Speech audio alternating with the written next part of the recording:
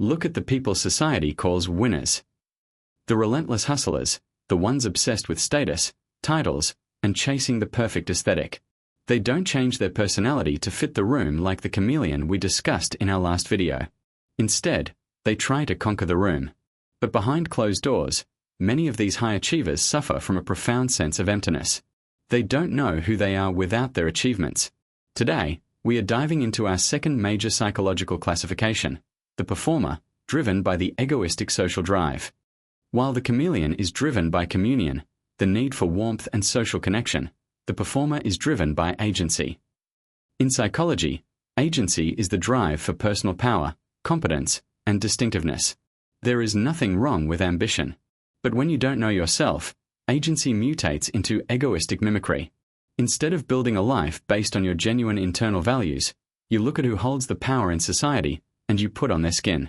You adopt their habits, their vocabulary, and their goals, not because you love the work, but because you love the applause.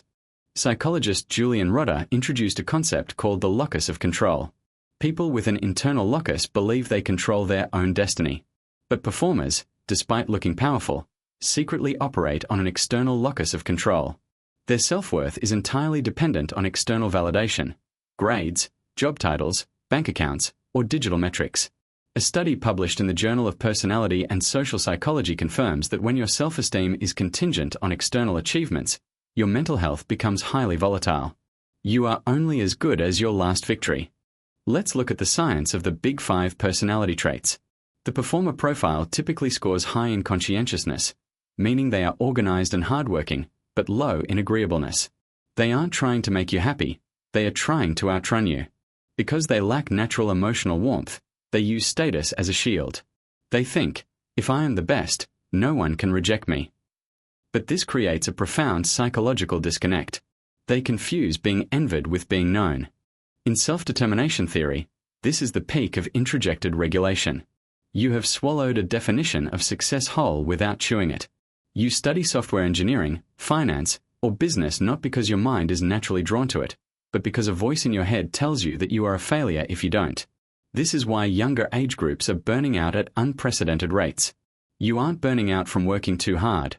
You are burning out from pretending too hard. We see this everywhere online today.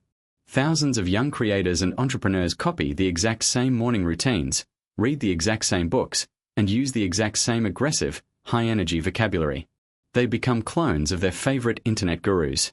They think they are building independence, but they've just swapped one boss for another, the algorithm. They are running a race on a track someone else built, heading toward a finish line they don't even care about. Because the performer identity is built entirely on being strong and successful, they develop a severe fear of vulnerability. According to research by Dr. Breen Brown, vulnerability is the birthplace of connection and true self-awareness. But to a performer, showing weakness feels like death. If they admit they don't know what they're doing, their whole identity crumbles. So, they keep the mask on tightly, driving themselves deeper into isolation. Developmental psychologist Erik Erikson warned of a state called identity foreclosure.